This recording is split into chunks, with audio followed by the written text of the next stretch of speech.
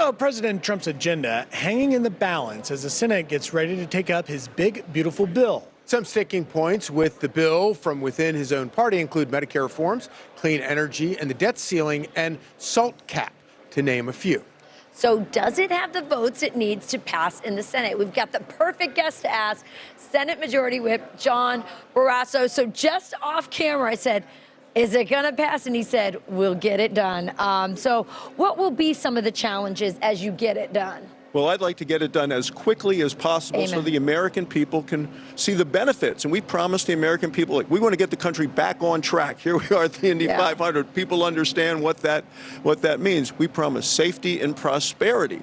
So that means stopping this $4 trillion tax increase, which would hit every working family in America. It means more money in people's pockets, more money to spend or to save or to buy groceries, all of those things. So those are the things that are critical. Well, there's always we will get it done. I'm not going to go through each of the specific details, but we are all committed. You don't want us to know how the sausage is made. Right. It's not worth looking at. We know we got to get this. We've promised the president we will get it done. Congratulations to the House of Representatives for getting it done. So we watched and saw what some of the sticking points were there, and I'm assuming that it's not going to go through the Senate unscathed. Where do you think some of the changes are going to be in the Senate?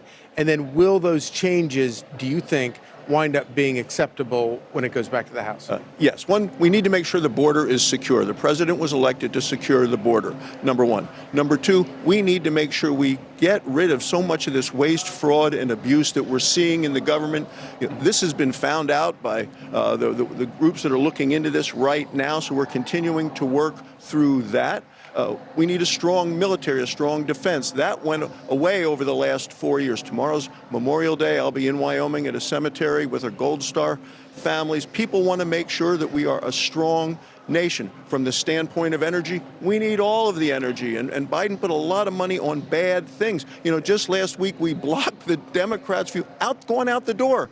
They said no more gas-powered cars in America. Can you imagine? They wanted to, by law, force people into buying electric vehicles. We were able to stop all of that. The Indy 500 with EVs would not be the same. Not a 10-second pit stop. No, you'd have to be a 2-day race till they recharge the batteries. Exactly. You know, That's Senator, a great point. You mentioned energy, and President Trump announcing that his administration will pursue nuclear energy. Listen here. I think we have a soundbite of that. We have a very big announcement today. It has to do with nuclear energy and other things. And this is all nuclear. It's a hot industry. It's a brilliant industry. You have to do it right. It's become very safe and environmental. We'll be second to none because we're starting very strong.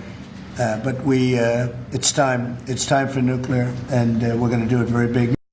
Just your thoughts on that, Senator? Well, number one, never again can we be dependent on Russia or China for nuclear material or anything related to energy. The president is absolutely right.